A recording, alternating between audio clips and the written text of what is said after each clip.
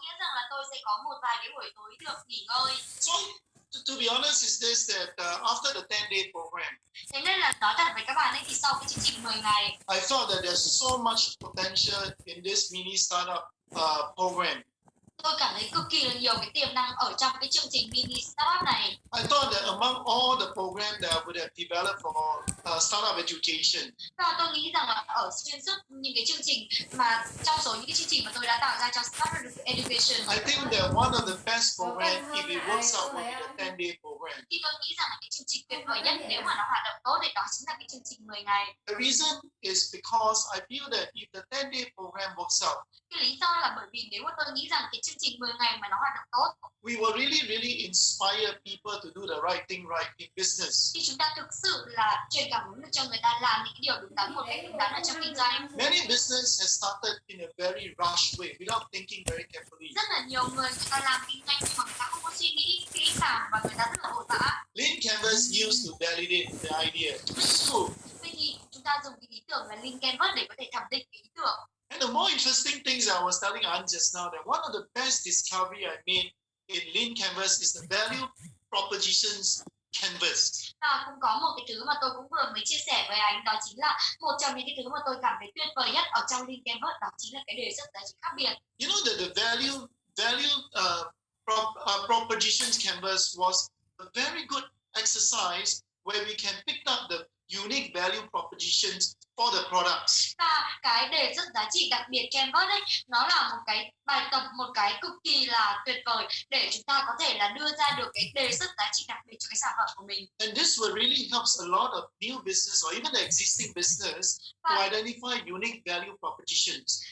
Nó sẽ thực sự là giúp cho rất là nhiều những cái doanh nghiệp cũng như là những cái người làm kinh doanh để có thể là biết được rằng là đâu là những cái giá trị đặc biệt. And of course, towards the business canvas, it allows people to examine their business so that they can actually implement their business more effectively.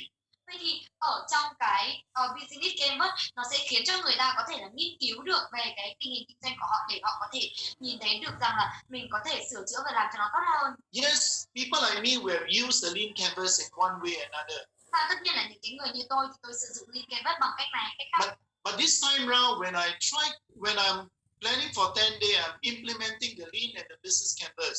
Bởi vì là nhưng mà ở trong cái thời gian này, tôi dành thời gian trong 10 ngày và tôi dành thời gian để có thể là thực hiện cái business canvas và cái Lean Canvas. I tell you that this whole experience gave me a wow feeling, no? Và các bạn biết không, cái kinh nghiệm này nó cho tôi một cái cảm giác wow. And more importantly is that I think that not many business people or startup actually exposed to this two very important business model tools. Vậy thì có cái điều quan trọng này, đó chính là tôi cảm thấy rằng là rất là nhiều những cái người kinh doanh hoặc là những cái người mà khởi nghiệp thì người ta chưa bao giờ được tiếp cận với những cái công cụ như thế này. And it is now when we did our first 10-day program. Và tất nhiên là khi mà sau đó là chúng ta làm cái chương trình 10 ngày đầu tiên, I think that at least 90% of the learner hasn't been exposed to Lean or the business canvas. Tôi cũng biết được rằng rất là nhiều người ta chưa có tiếp xúc với cái Lean và business canvas. And after the whole thing, when I started to go through with the whole business planning program, và sau tất cả mọi thứ khi mà tôi đưa đến cho các bạn về cả những cái kế hoạch kinh doanh nữa. And to be honest, is that I found a lot of very interesting businessmen within the group. Và thực sự là tôi nhận ra, tôi tìm thấy rất là nhiều những người kinh doanh thú vị ở trong những cái nhóm. Yeah, of course, there's another group of the people are still learning and trying to figure out what is business and Lean Canvas and business planning. Và tất nhiên là còn một số những cái người á mà tôi biết được rằng người ta vẫn cố gắng là để học hỏi, để người ta vẫn đang bị mắc kẹt làm như thế nào để có thể là tiếp nhận những kiến thức. And I must tell you that you know that as I was going through this whole thing, I realized that wow, I think we need a lot of help to make sure that this program works out. Và khi mà tôi đã trải qua tất cả những thứ này, tôi nghĩ rằng là chúng ta cần cực kỳ là nhiều những cái sự hỗ trợ để có thể khiến cho những cái chương trình như thế này nó hoạt động tốt. And suddenly I realized that oh dear, if we don't start building business coach program, we were not going to have the next good second series of the 10 day. Và tôi mới nhận ra một điều rằng là nếu mà chúng ta không tập trung vào cái chương trình huấn luyện viên kinh doanh thì chúng ta không thể nào mà có cái chương trình thứ hai của chương trình 10 ngày thật là tốt được. So I felt that before the next 10-day series starts, all right, we need to start being responsible to come back to leaders like you to actually try to build another program called the Business Coach Program. Vậy thì tôi mới nhận ra một điều rằng là đây là cái thời điểm cực kỳ quan trọng để tôi có thể trở lại với những người leader như các bạn để có thể đưa ra một cái chương trình gọi là chương trình huấn luyện viên kinh doanh. So today I'm going to try to go through with you the ideas of business coach. Vậy thì ngày hôm nay tôi cố gắng để có thể là đưa cho các bạn về ý tưởng của cái huấn luyện viên kinh doanh này. And I really hope that I could attract or actually get the support of many of you to go into this program. Và thực sự ấy, là tôi rất là muốn có được cái sự hỗ trợ của các bạn ở trong những cái chương trình. And I think that the amount of time you already sacrificed. Và tôi cũng biết được rằng là hầu hết thời gian ở đấy là các bạn cũng đang rất là đóng góp cho chương trình rồi. I think it is time for us to come together and do things that can make more money. Yeah? Và tôi nghĩ rằng đây là cái khoảng thời gian mà chúng ta có thể đến với nhau, chúng ta làm việc với nhau để làm những cái thứ mà có thể kiếm thêm được tiền. So what I'm going to go do tonight is this. Vậy thì đây là những cái gì mà tôi sẽ làm buổi tối ngày hôm nay. I'm going to give you the whole strategies of what I have been doing from day one with startup education. Vậy thì tôi sẽ đưa cho các bạn một cái ý tưởng từ cái ngày đầu tiên mà chúng ta bắt đầu cùng với startup education. Yes. Then after the whole thing, I will probably focus on the business coach concept. Và sau tất cả mọi thứ, tất cả những cái thứ đó thì tôi sẽ tập trung vào cái concept về business coach, cái người huấn luyện viên kinh doanh. I want you to know that and realize later that actually this business coach program is already there. Thì tôi mới muốn các bạn hiểu một điều rằng là thực sự cái chương trình huấn luyện viên kinh doanh này nó đã ở đấy rồi. The next step is to really make sure that the 10-day program works well. Và cái điều tiếp theo đó chính là đảm bảo rằng là cái chương trình 10 ngày nó thực sự là hoạt động tốt. And when it works well means that the leader will then becomes a business coach. Và nếu mà nó hoạt động tốt thì có nghĩa rằng là cái người leader sẽ trở thành những cái người huấn luyện viên kinh doanh. Yes. So because of this, I'm going to, as usual, show you a presentation. Và như là thường lệ để có thể thuyết trình ấy, thì tôi sẽ đưa cho các bạn một cái bài thuyết trình và Yes. bài thuyết trình. So with this, is every one of you okay? Và với cái điều đó thì tất cả các bạn có ok không? So if all of you are okay, give me a high five, please. Nếu mà các bạn ok thì high five với tôi. Just to make sure that everyone is there. Và tôi muốn đảm bảo rằng là tất cả các bạn đều đang ở đó. Okay, now, so I'm going to, as usual, because for me, because I don't speak your Vietnamese, the only best way is to do a presentation with slides all the time. Và tất nhiên là đối với bản thân tôi thì tôi không thể nào mà nói tiếng Việt được, thế nên là cái cách tốt nhất thì đó chính là sử dụng cái slide. Yes, so you can imagine how much effort myself and Anne has got to put through every presentation that we do. Và các bạn cần phải biết được rằng là rất nhiều những cái nỗ lực là bản thân tôi cũng như anh có thể đặt vào để mỗi cái lần thuyết trình nó thật là thuận lợi. So for example, if every day I got at least 3 presentations to do, và ví dụ như một ngày tôi sẽ có ít nhất là 3 cái bài thuyết trình mà tôi cần phải so làm. a lot of the time has been done or set to actually prepare for the lessons. Thì thực sự ấy là chúng tôi đã dành rất là nhiều thời gian để có thể là chuẩn bị cho những cái buổi học. Alright, so you see that what we are doing already is that we have on my side, startup Thai side is that he focused a lot on education.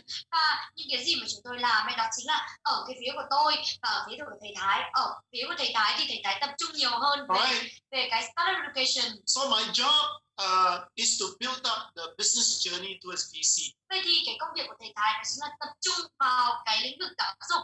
Còn cái sự tập trung của tôi đó chính là tập trung vào xây dựng một cái lộ trình kinh doanh. So I was very, very fortunate that people like Learn and Third follows me. Và tôi cực kỳ là cảm thấy may mắn bởi vì là những cái người như anh Linh, anh Đức follow tôi. They were very excited about wanting to make sure that we build a business journey for startup education. Và người ta cực kỳ hào hứng khi mà thấy rằng chúng tôi đang xây dựng một cái lộ trình kinh doanh cho startup education. Of course, Thai is behind this whole thing too. Và tất nhiên là thầy Thái cũng ở đằng sau cái chương trình này nữa. So you notice that there's a new logo that comes out. Và các bạn có thể nhìn thấy rằng là có một cái logo mới ở đây. Yeah, we have got now the VC board, right? Và bây giờ chúng ta có cái VC board, hội đồng VC. I really like this logo when I designed this logo. Thực sự là tôi rất là thích cái logo này khi mà tôi thiết kế. You know this is a seahorse, Và đây là một cái con ngựa, một cái con ngựa nước. So it links very well to the VC idea, Nó giống như là con cá ngựa biển đó. Thì nó yeah, the sea and the seahorse, Vậy thì cái chữ C ở đây, ở trong chữ VC nó có nghĩa là biển, mà biển ở đây nó cũng có liên quan đến cái con ngựa, con cá ngựa của chúng ta nữa. So this VC board, I will explain a little bit more later.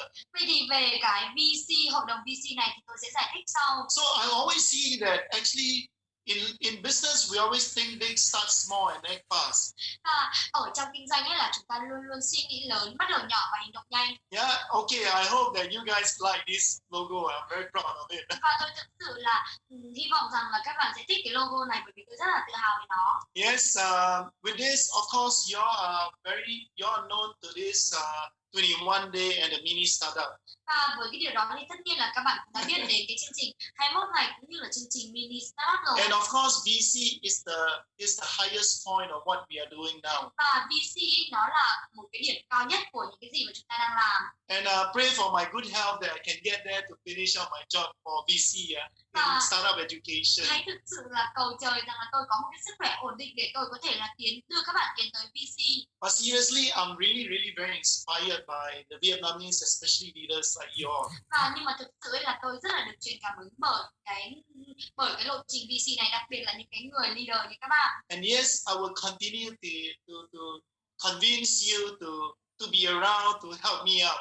Và tất nhiên là tôi vẫn sẽ ở đấy để có thể thuyết phục các bạn, để có thể giúp tôi. And at the end of the day, it must be a win-win situation. Và cho đến cuối cùng thì nó phải là một cái tình huống win-win. So if you don't win, you must tell us. Nếu mà các bạn không có chiến thắng ấy, thì các bạn cần phải bảo chúng tôi, nói với chúng tôi. Or tell the organizer, we need to learn through you all. Hoặc là nói với cái người ở trong ban tổ chức, bởi vì là chúng tôi cần phải học thông qua các bạn. I believe that you have seen these slides before. Và tôi tin rằng là các bạn cũng đã nhìn thấy cái slide này trước đây rồi. Yeah, this is one slide that I talks about the whole journeys of Alps to VC. Đây là cái slide mà tôi nói về cả cái hành trình từ cái F đến VC. Yeah, I spoke about the principles of self-learning. Và tôi nói về cái nguyên tắc của cái việc là tự học. Self-learning meaning to say is that people learning about their own profiles. Tự học ở đây có nghĩa rằng là người ta hiểu được về cái hình hồ sơ của riêng họ. We wanted through Alps to inspire people to learn and have the confidence that they can do sales. Và chúng tôi muốn là người ta học qua chương trình F và người ta có thể học tập và có cái kinh nghiệm bán hàng. And we hope that once people understand the importance of doing selling. Vậy thì chúng tôi hy vọng rằng là một khi người ta hiểu được cái tầm quan trọng của bán hàng. For many of them, they wanted to go into the 21 day program. Cho rất là nhiều người trong số các bạn cũng muốn đi vào trong cái chương trình 21 ngày. We want to continue to inspire them with all the proper business system in the performance loop. Thì chúng tôi muốn thật sự là truyền cảm hứng cho các bạn để có thể là hiểu được về một cái hệ thống thực sự ở trong cái vòng lặp hiệu suất. And then when they start getting into the known of startup or planning for business startup.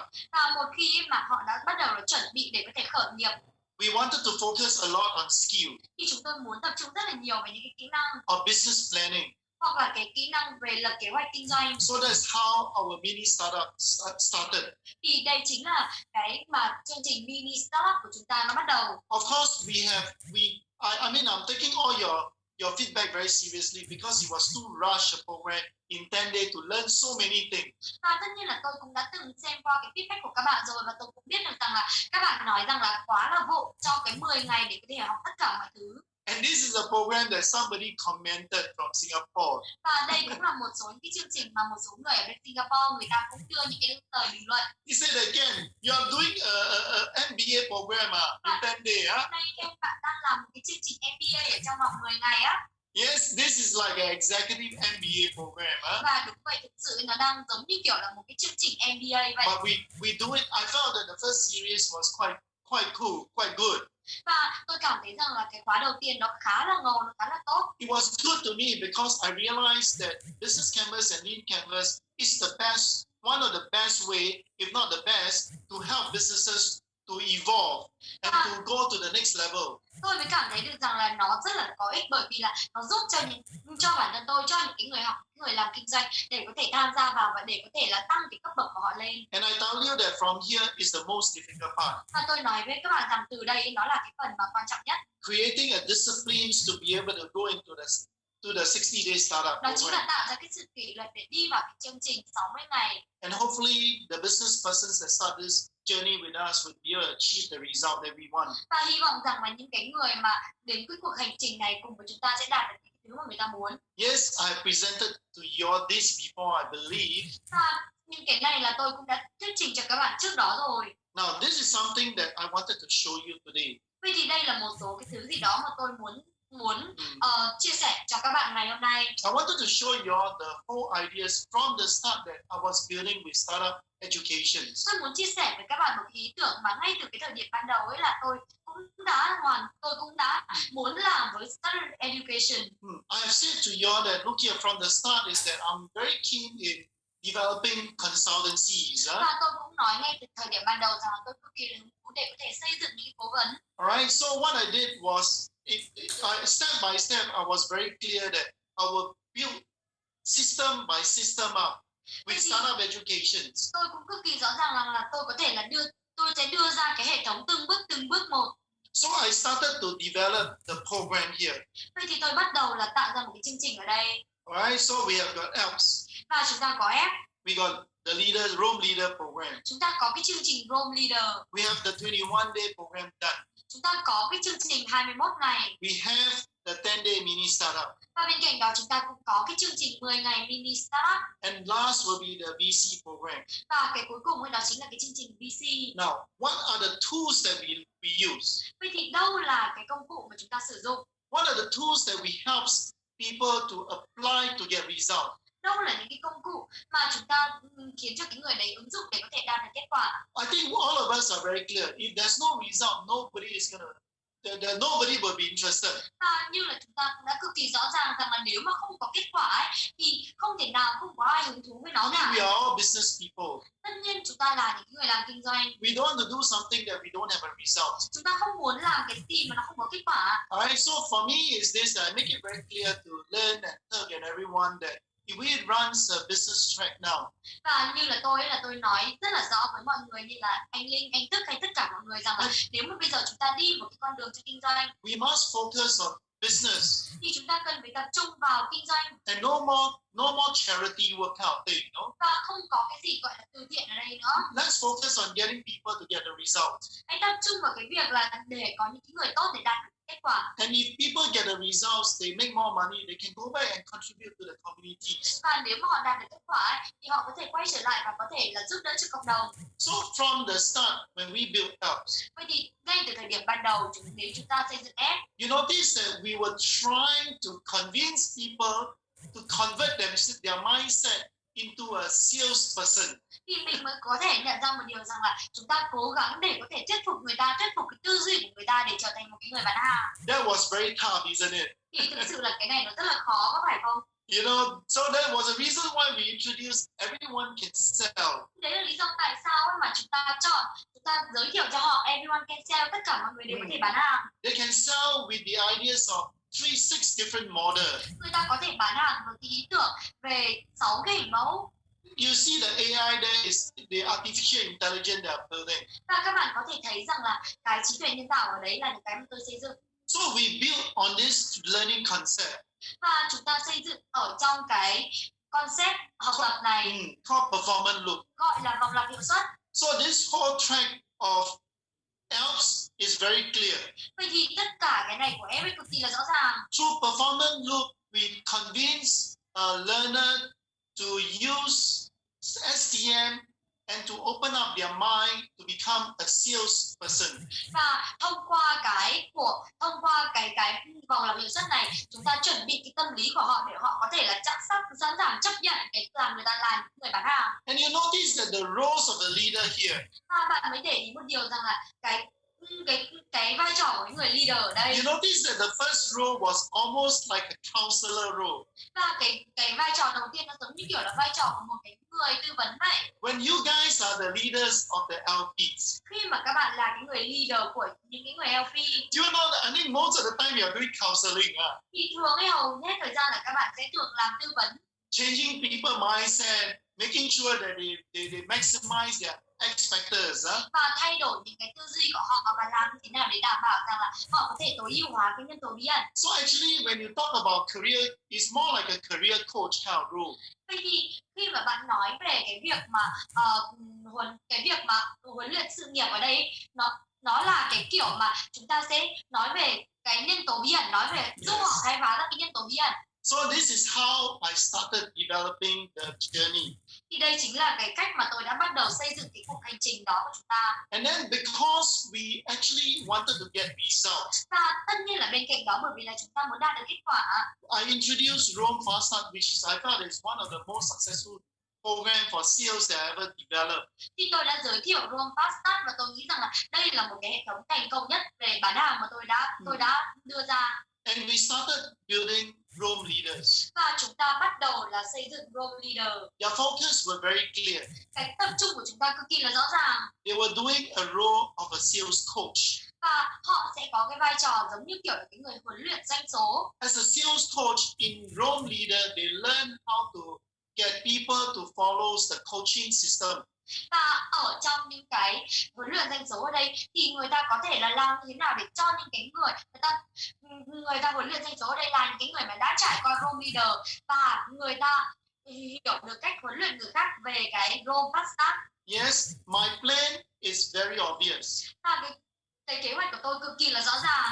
I will try to convince Thai to make sure that the Rome automations and AI later will be used as a tools for leaders to monitor and to drive LPs to get results. Vậy thì tôi sẽ cố gắng để có thể là thuyết phục thầy Thái rằng là cái Rome của chúng ta, cái Rome tự động ở đây ấy, hay là cái trí tuệ nhân tạo bán hàng ở đây, nó sẽ có thể sử dụng để có thể là thúc đẩy và giúp đỡ những cái người LP đạt được kết quả. Yes, you realize that by now, in the ALPS program and Rome Leader program, there were two roles that I was trying to build.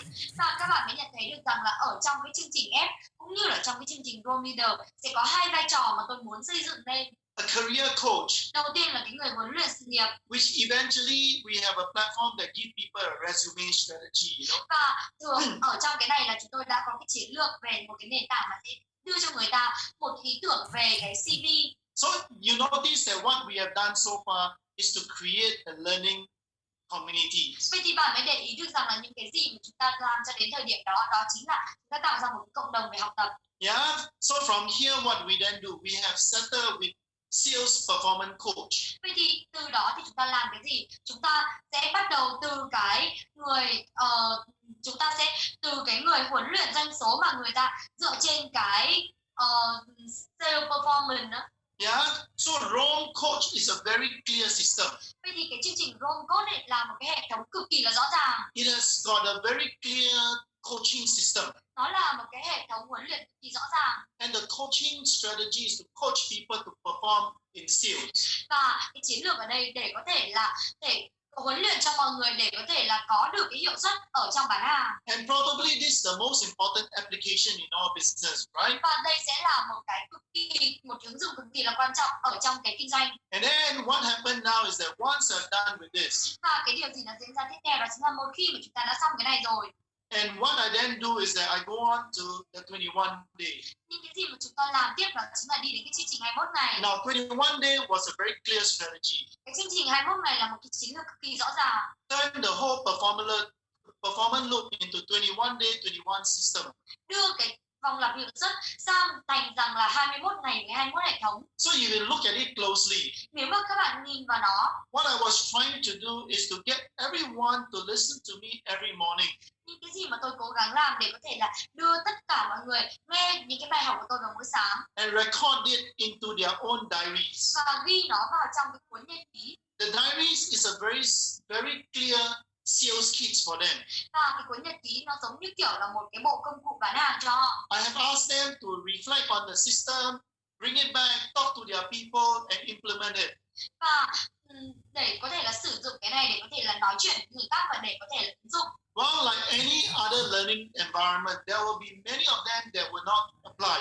Và tôi cũng biết được rằng là đối với cái này thì rất là nhiều người trong số họ người ta không áp dụng. But you and I know that the performance loop system is a damn good system for anyone to bring back to their business. Nhưng mà cả tôi cả bạn đều biết được rằng là cái vòng lặp hiệu suất ấy nó cực kỳ quan trọng cho chúng ta để có thể đem về cái doanh nghiệp của mình. So as a result of this, a lot of you are now slowly become wanting to do business. Và bây giờ cho đến cái cuối cùng thì rất là nhiều người trong số các bạn muốn làm kinh doanh. Yeah, a lot of you are beginning to say, hey, look here, I want to stop learning. I want to move into the business track. Và bây giờ chúng ta nói với bản thân mình rằng là bây giờ tôi không muốn là chỉ học nữa mà tôi muốn là đi sang cái con đường kinh doanh. So this is where we start to build the business journey. Vậy thì bây giờ là cái lúc mà chúng ta bắt đầu để có thể xây dựng cái hành trình kinh doanh. Yeah, so that is the reason why I started now to go into the 10-day mini startup program. Và đây là cái lúc mà tôi bắt đầu đi sang cái chương trình 10 ngày mini startup. And I know that all of you have gone through and learned about business canvas, lean canvas, and business plan writing. Và tôi cũng biết được rằng nhiều người trong số các bạn đã học về business canvas, lean canvas cũng như là những cái lập kế hoạch kinh doanh. They work on go on the principles called the real learning. Và cái chương trình của chúng ta nó dựa trên một nguyên tắc gọi là real learning. I think all of you were very clear about this. Tôi cũng biết được rằng tất cả các bạn á, tất cả chúng ta cũng đều rõ ràng về cái này rồi. But you know what is missing now? Nhưng mà các bạn có biết rằng là nó đang thiếu cái gì không? It's the business coach. Đó chính là thiếu cái người huấn luyện viên kinh doanh. Now you notice that in order to be a business coach, Và các bạn để ý rằng là để có thể là trở thành cái người huấn luyện viên kinh doanh, you actually need to go through this journey, right? It's automatically, right? thì chúng ta cần phải đi qua một quy trình như thế này. You need to be able to build talents. Chúng ta cần phải xây dựng cái tài năng. All right? Meaning to say you gotta take a talents and you need to build result off from this person. Có nghĩa rằng là chúng ta cần phải thấy được cái tài năng của người này và sử dụng nó để có thể khiến cho người này đạt kết quả. Normally, it begins with a career coaching strategy. Và thường ấy là nó sẽ bắt đầu từ cái việc mà huấn luyện sự nghiệp. Getting result is to do what we call performance or sales in this Và case. sau đó ấy, là cái mà đạt được kết quả ở đây đó chính là huấn luyện doanh số hoặc là huấn luyện bán hàng á. And you realize that in the third part of it, which is the business coach, it is really about lean canvas and business canvas moderation, we call Và it. cái thứ ba là đấy là về cái huấn luyện kinh doanh, đó chính là chúng ta phải làm về lean canvas và business canvas và để có thể điều phối được. And getting the business to apply real learning. Và để cho cái doanh nghiệp có thể là áp dụng được cái real learning. And this is where we are now. Vậy thì chúng ta đang ở chỗ này. That is the reason why tonight I wanted to speak to you about business coach. Vậy thì đấy là lý do tại sao mà ngày hôm nay tôi muốn nói với các bạn về cái huấn luyện kinh doanh này. A program that if I wanted to run these two series kept well, that is a 10-day or the mini startup later, with lean canvas, I cannot succeed doing it myself. Vậy thì cực kỳ là quan trọng hai cái bước tiếp theo, đó chính là cái chương trình 10 ngày cũng như là cái chương trình 60 ngày tiến tới mini VC. Thì hai cái chương trình này cực kỳ quan trọng và tôi không thể nào mà tôi làm nó một mình được. I can only succeed if I want to run successful 10-day program with business coach. Tôi chỉ có thể thành công nếu mà tôi làm cái chương trình 10 ngày thành công với những cái người huấn luyện viên kinh doanh. And first thing first, that this business coach would have already gone through the career coaching, the sales coaching, and now moving into the career business coaching program. Có nghĩa rằng là cái người này người ta đã là người huấn luyện viên sự nghiệp rồi, người ta cũng là những cái người huấn luyện viên doanh số rồi và bây giờ người ta trở thành cái người huấn luyện viên kinh doanh. So you notice that I've almost planned this very carefully. Và bạn có thể nhìn thấy rằng là tôi hầu như là tôi đã lên kế hoạch những cái này cực kỳ là cẩn thận rồi. Because I know there is no point talking too much. Bởi vì là tôi biết được rằng mà cái việc nói nhiều ấy nó không giải quyết được nhiều. We need to show result. Chúng ta cần phải đưa cho người ta thấy kết quả. Yes, indeed, Ty, which is a real great dealer, he was able to build a learning community based on everything that I was talking about and planning about. Và tất nhiên là ở đây còn thầy Thái là một người leader tuyệt vời và thầy ấy dựa trên những cái gì mà tôi cũng muốn xây dựng và tôi nói về. And now it's for us to be able to bring it up to the next level. Vậy thì bây giờ chúng ta đã có cái đấy rồi thì bây giờ là cái cơ hội cho chúng ta để chúng ta có thể từ đó để đem nó sang một cái level mới. And it's really not just about Ken. Và nó không chỉ là một mình Ken. I feel that the business coach community is probably the key factors to success. Và tôi cảm nhận được rằng là cái người huấn luyện viên kinh doanh là những cái người mà sẽ là những cái nhân tố chính để có thể quyết định cái sự thành bại. Yeah, so first thing first is that the business coach must have already gone through the two other phases, the Alps, the Rome leader, and perform all the leadership program. Vậy thì những cái người business coach ở đây, người huấn luyện viên kinh doanh ở đây phải trải qua cái chương trình F, phải trải qua cái chương trình Rome Leader và cũng đã tham dự dưới cái tư cách là những cái người leader. And then from there, once we're going to discuss more tonight on business coach. Và từ đó thì chúng ta sẽ thảo luận nhiều hơn với nhau ngày hôm nay về cái người huấn luyện viên kinh doanh. Right? You know that at the end of the day, it's all about business consultancy, right? Và các bạn cũng biết được rằng cho đến cuối cùng thì là cái việc là trở thành cái người cố vấn kinh doanh. And I believe that there are few kinds of leaders like you. There are some. Every one of you may have different objectives. Thì có thể là một số người trong số các bạn có thể có những cái mục tiêu khác nhau. Some of you would already have business. Một số người trong số các bạn đã có những cái doanh nghiệp rồi. Like some of you are in an insurance business. Great. Ví dụ như là một số người trong số các bạn là những cái người mà đã làm leader ở trong bảo hiểm. Like I say, if you are an insurance leader, you'll find candidate very interesting.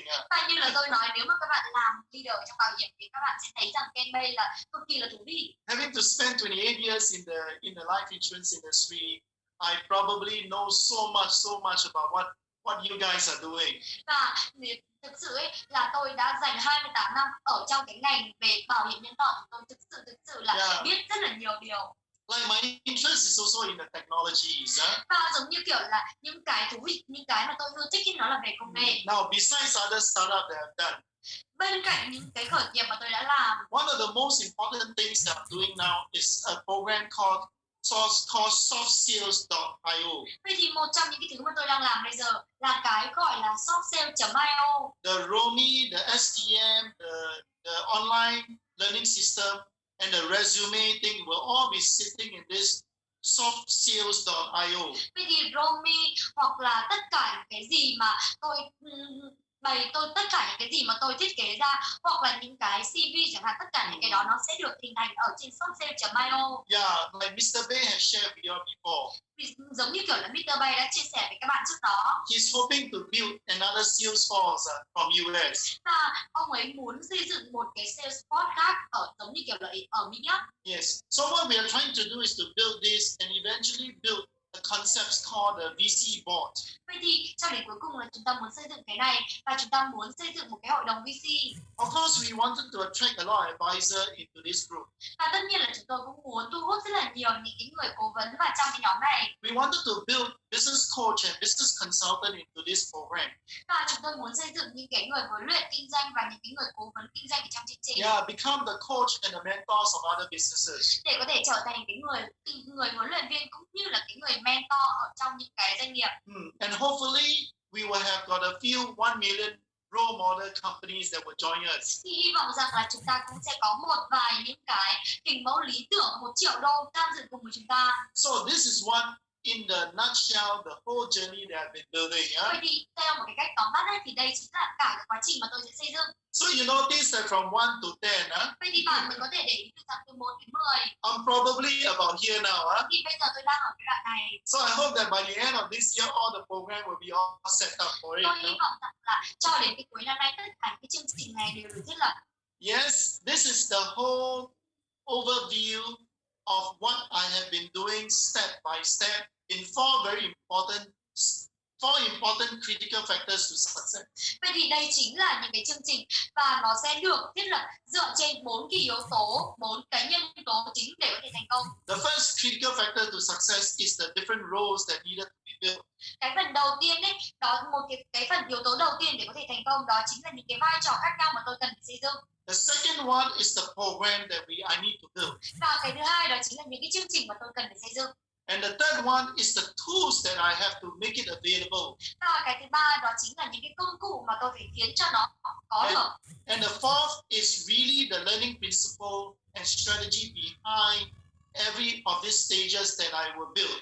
Và cái thứ tư đó chính là những cái chiến lược cũng như là những cái nguyên tắc học tập ở đằng sau tất cả mọi thứ mà chúng ta xây dựng. And the last is startup education community. Và cái cuối cùng đó chính là cái cộng đồng startup education. That startup education basically, Thái wanted to do education, right? Và ở startup education đấy các bạn cũng biết rằng là thầy Thái muốn làm ở bên mảng giáo dục. Yes, I only interested in business. Và tôi chỉ có hứng thú vào trong kinh doanh. So you'll see Ken doing a lot of this going forward. Vậy thì bạn sẽ có thể thấy rằng là từ giờ trở đi là Ken tập trung vào cái kinh doanh. We received a feedback from Alps this morning from a German Vietnamese. Vậy thì tôi có nhận được một cái feedback của một cái người học ở là một cái người Việt kiều và You want to học share with them? Yeah. Right.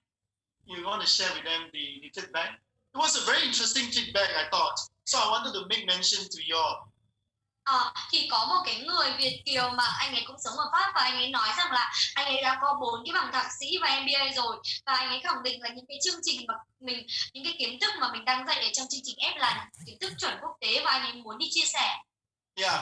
So this is a very interesting compliment that we all, I know, and we are now very sure that people of his level has made a testimony that we do whatever can bring to the table of startup education of Vietnamese community. It is a global game. It is a global knowledge. Vậy thì chúng ta có thể thấy rằng đây là một cái lời khen rất là thú vị và người ta đã đưa ra những cái chứng thực rằng là những cái kiến thức mà khen đem đến cho F, những cái kiến thức mà chúng ta học ở chương trình F là những kiến thức toàn cầu. So yes, I hope that you guys are very clear with the background of how this whole journey has begun with me and startup education. Vậy thì tôi hy vọng rằng là các bạn đã thật sự là hiểu được cái quá trình này cùng với tôi và với startup education nó như thế nào rồi. So having to say this, can you all see very clearly what I do, or not very clear, or don't know at all? Vậy thì tôi muốn hỏi các bạn rằng là nãy giờ tôi trình bày như thế thì các bạn có rõ ràng về cái hành trình của chúng ta hay không? Hay là các bạn không có hiểu hay là không biết gì? Yeah, it is like 1, 2, or 3 as usual. Vậy thì 1, 2, 3 các bạn có thể là comment cho tôi được không? So I know that you all have gone through with us right from the day one. Và tôi cũng biết được rằng là các bạn đã đi cùng với chúng tôi từ cái ngày đầu tiên. And I think at this point it is also my responsibility to continue to bring some of you that are interested along. Và tôi nghĩ rằng là bây giờ là cái cơ hội cho tôi để tôi có thể là đi cùng với một số người trong các bạn ở đây. And I must tell you that there are few kinds of persons that I really hope that we can work together Và more. tôi biết được rằng là có một số những cái kiểu người mà chúng ta có thể là có tiềm năng làm việc với nhau. First thing first, the objective is very clear. Đầu tiên đó chính là cái mục tiêu cực kỳ rõ ràng. Alright, the objective is that we wanted to build business coach. Và cái mục tiêu ở đây đó chính là chúng ta muốn xây dựng những cái người huấn luyện viên kinh doanh. Yeah, what does a business coach do? Vậy thì cái người huấn luyện viên kinh doanh người ta làm gì? I will speak to you a little bit more, but the most important thing is that a business coach would have already gone through career coach and the sales coaching process. Và tôi sẽ nói cho các bạn thêm về những cái này. Nhưng mà nói một cách cơ bản đấy thì là những cái người huấn luyện viên kinh doanh, người ta đã trải qua cái quá trình huấn luyện, người ta đã là những cái người mà huấn luyện sự nghiệp rồi và cũng là những cái người mà huấn luyện viên doanh số được rồi. You know that you guys were almost there to become a business coach or probably a consultant soon. Và tôi cũng biết được rằng là các bạn đã ở đấy và các bạn gần như là có thể trở thành một cái người huấn luyện viên kinh doanh hoặc là có thể là trở thành một cái người cố vấn kinh doanh sớm. Like the Alps. Giống như kiểu là chương trình F. The career and the sales coach has the chance to practice. Và cái huấn luyện sự nghiệp cũng như là huấn luyện doanh số nó là cái cơ hội cho chúng ta có thể thực hành. As a business coach, you have the 10-day mini startup to practice.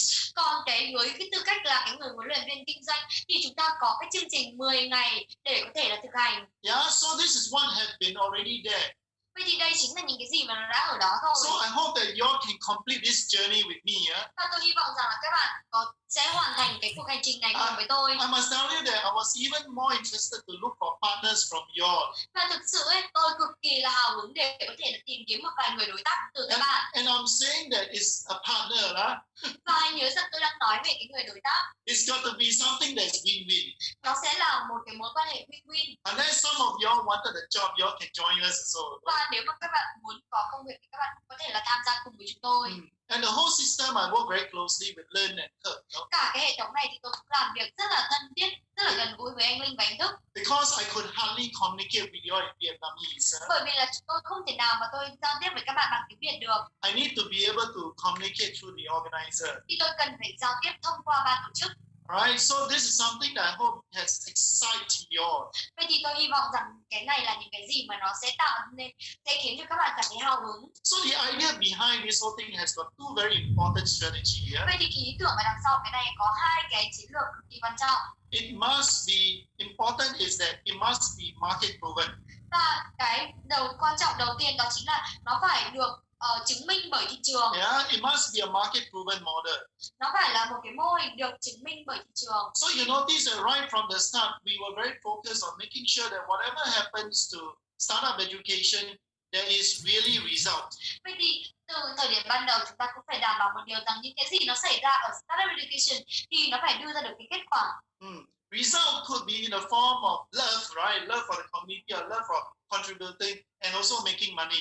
Vậy thì cái kết quả ở đây nó sẽ có hai cái dạng. Đầu tiên có thể là cái tình yêu cho cái cộng đồng, tình yêu cho mọi người, hoặc là cái thứ hai có thể là tiền. So I know that it is proven success. Tôi biết được rằng nếu mà nó đã được chứng minh, nó đã thành công, then the whole Vietnam will be able to adopt us. Thì cả Việt Nam có thể là chấp nhận chúng ta. And right now you can see for yourself. Và bây giờ các bạn có thể thấy cho bản thân mình. We have grown from a few hundred plus all the way right now to a few thousands of people going through the whole learning process. Và chúng ta đi từ khoảng hơn 100 người và bây giờ hàng mấy ngàn người ta đi vào trong quá trình học tập. I think probably we are the number one learning community right now happening in Vietnam. Và tôi nghĩ rằng là chúng ta có thể là cái cộng đồng học tập online lớn nhất ở Việt Nam. The reason is because we are able to put things very consistently together so that people can get the result that they want.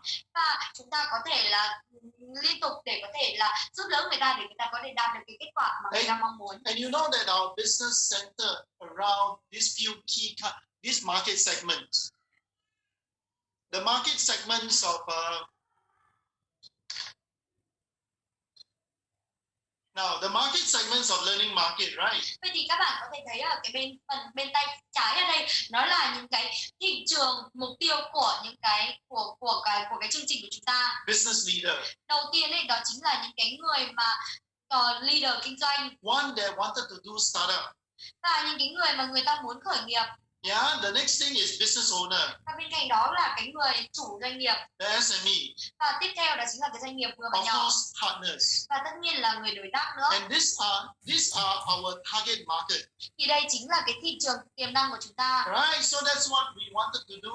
And at the end, I have the end in mind is to be able to help some business to fix up system so that their business can go long term and achieve their 1 million revenues. Và cho đến cái cuối cùng những cái mà tôi muốn đó chính là giúp cho những cái doanh nghiệp người ta có được cái hệ thống và để đến cuối cùng người ta đạt được cái doanh thu 1 triệu đô mà người ta mong muốn. I know that in order for everything that we are doing today and going forward, it got to be a market proven system. Nhưng mà tôi biết được rằng là đối với tất cả những cái gì mà chúng ta làm ngày hôm nay và nếu mà muốn đạt được kết quả mà chúng ta mong muốn thì nó cần phải được thị trường chứng minh.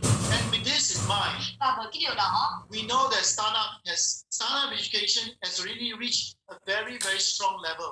Và chúng ta biết được rằng startup education đã đạt được một cái level rất là cao. Tomorrow I'll be speaking to Thao Văn community, yeah. Và ngày mai là tôi cũng sẽ nói ở trước cái cộng đồng của Táo Vàng. You know, Thao Văn is a parents community, I understand, huh? Và Táo Vàng là một cộng đồng của cha mẹ, phụ huynh. The parents learn how to coach their children better, huh? Những cái người phụ huynh, những người ta học cách để làm như thế nào để có thể là huấn luyện những cái đứa trẻ một cách tốt hơn. You know that even such a community, the organizer are trying to move them into sales and business. Và kể cả là người ta đang ở cộng đồng như thế nhưng mà cái ban tổ chức người ta cũng cố gắng để có thể là chuyển dịch cái cộng đồng sang sale và làm kinh doanh. And tomorrow I'll be speaking to them about performance loop and STM.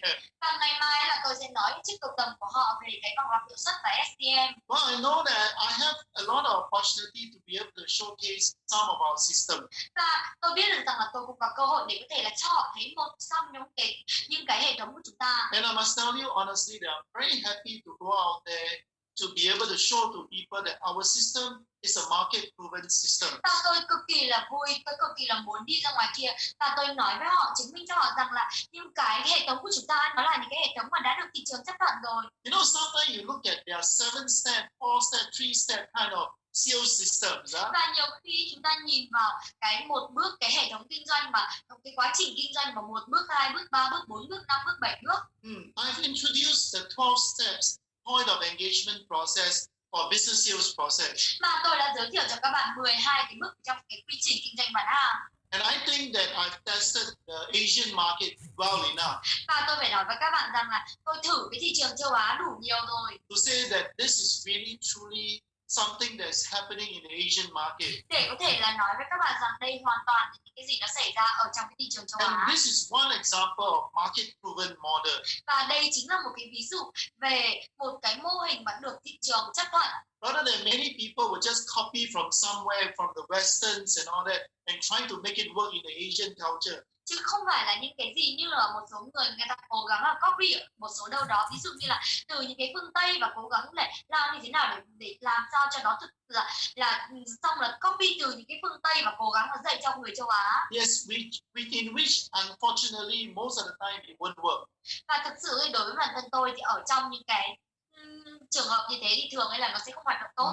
So we all know that the real learning strategy is something that I always wanted to build up from. Và tất cả chúng ta đều biết được rằng là cái chiến lược real learning là những cái gì đó mà chúng ta thực sự là muốn xây dựng ở đó. Alright, to just make sure that you understand reality based. Để có thể là khiến các bạn hiểu được là cái nền tảng thực tế nó là cái gì. Something that we want people to really feel it and do it. Like we want them to do something, sell something during or the term. Một số những cái gì đó mà mình muốn họ là thực sự là cảm thấy và họ thực sự là làm nó.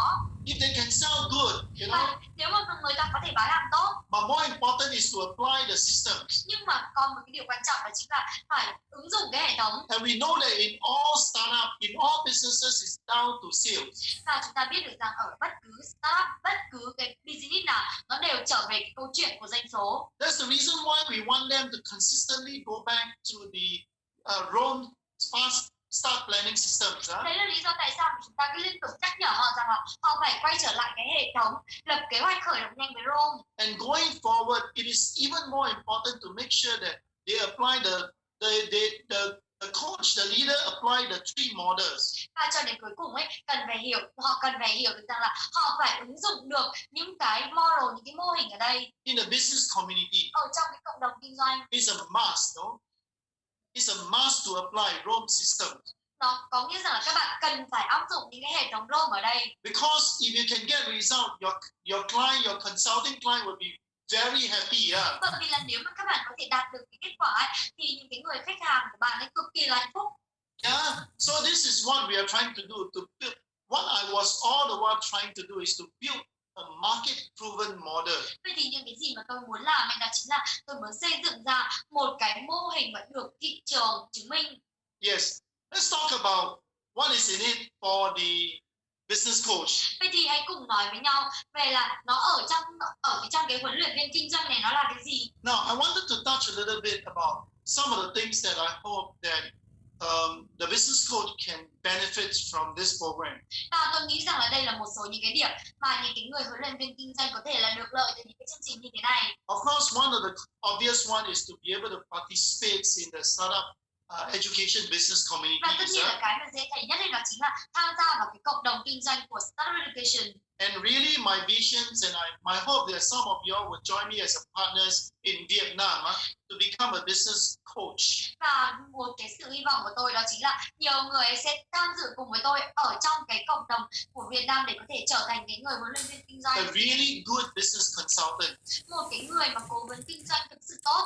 And also involved in the training, the business coaching activities that we are having now. Và bên cạnh đó thì cũng sẽ tham dự vào cái đào tạo cũng như là các hoạt động huấn luyện kinh doanh của chúng ta có. And I really hope that some of you will continue your journey to do a business startup.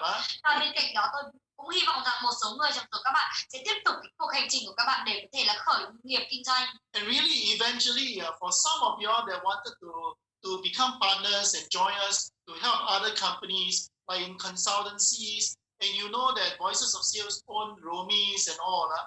Và trong một số những cái người mà các bạn muốn tham dự cùng với chúng tôi, các bạn trở thành cái người cố vấn hay là những cái nhiều hơn nữa. Và như là các bạn đã biết rằng Voices of Sales có rất là nhiều thứ, kể cả là Romy. You know that Voices of Sales you know that I started this since 2008. Bạn biết không, cái Voices of Sales là tôi bắt đầu nó từ năm 2008. And then in Vietnam we started to have books. We introduced the Romy, the STM, and also more and more learning learning management system program is coming out. No? Và chúng tôi ở Việt Nam chúng tôi giới thiệu cuốn sách, chúng tôi giới thiệu STM, giới thiệu rất là nhiều và càng ngày nó càng nhiều những cái hệ thống học tập và nó được xây dựng và nó được giới thiệu. And I must tell you that I promised Thai that I will write a book called Everyone Can Coach. Tôi nói với các bạn rằng là tôi cũng đã hứa với thầy Thái để có thể là viết một cái cuốn sách gọi là Everyone Can Coach. So I wanted to sort of also make myself eventually to finish up the book that I promised Thai. Và tôi cũng muốn là ở cái phần này cuối cùng là tôi cũng muốn cuối cùng là có thể là kết thúc viết xong cái cuốn sách mà tôi đã hứa với That thầy is to Thái. build the book alongside with the business coach program. Và sau đó là tôi sẽ xây dựng cuốn sách này bên cạnh cái việc của chúng ta xây dựng cái chương trình huấn luyện kinh doanh. Now, this is what I want to do.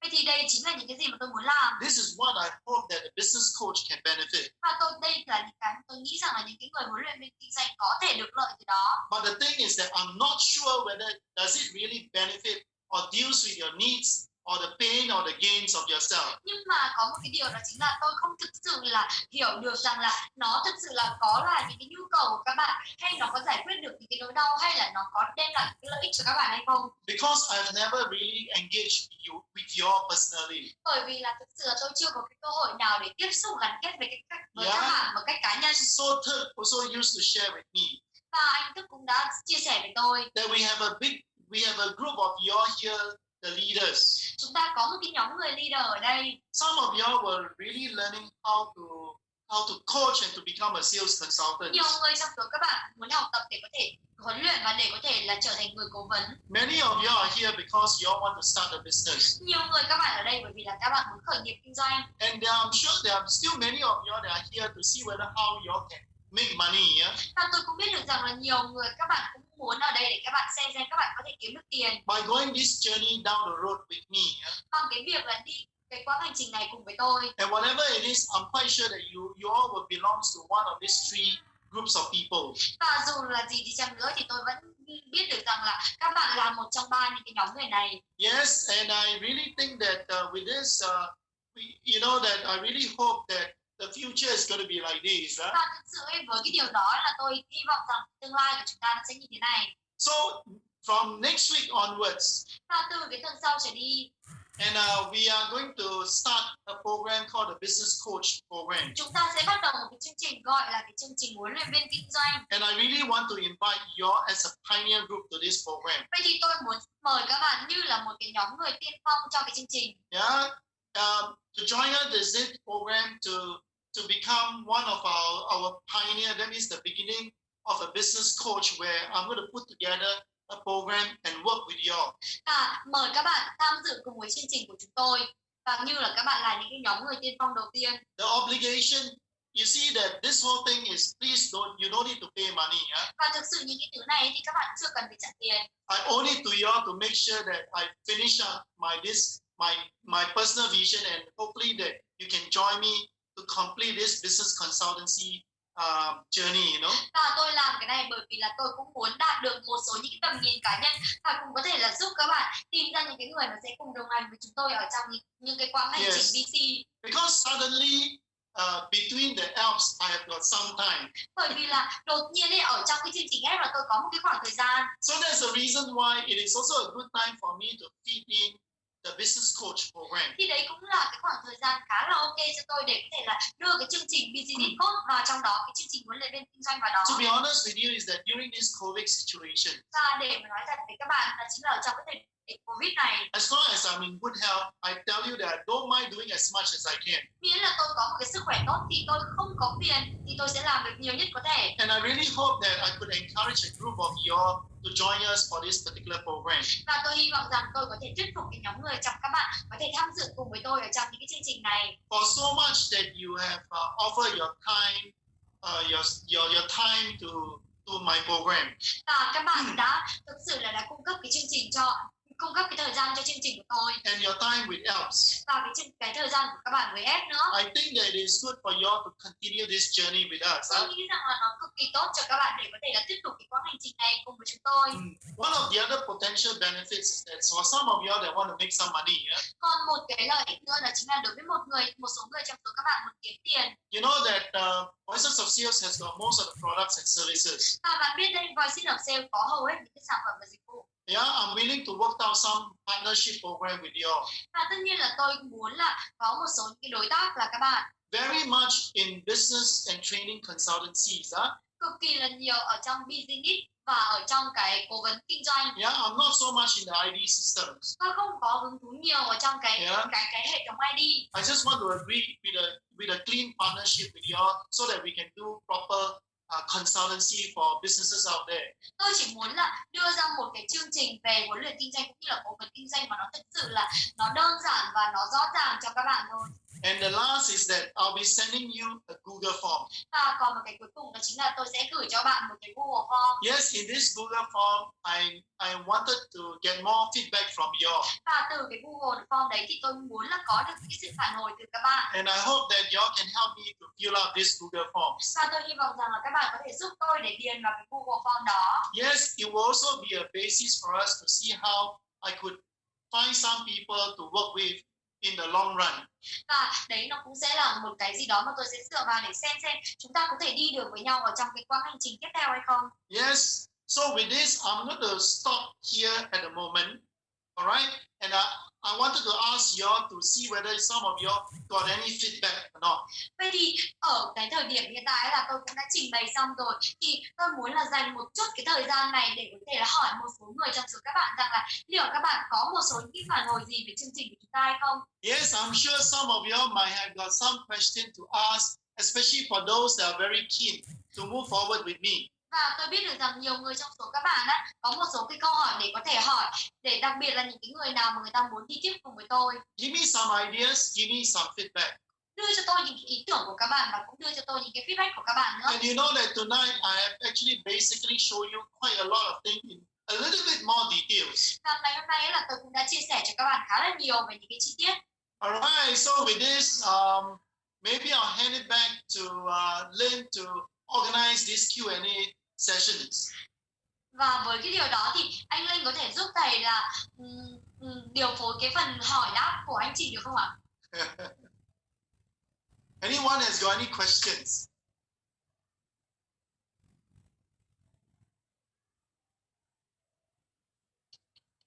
Okay. Hello. Hello teacher. Xin cảm ơn thầy Ken Bay rất là nhiều và cảm ơn các anh chị đã có mặt trong phòng Zoom tối ngày hôm nay ạ.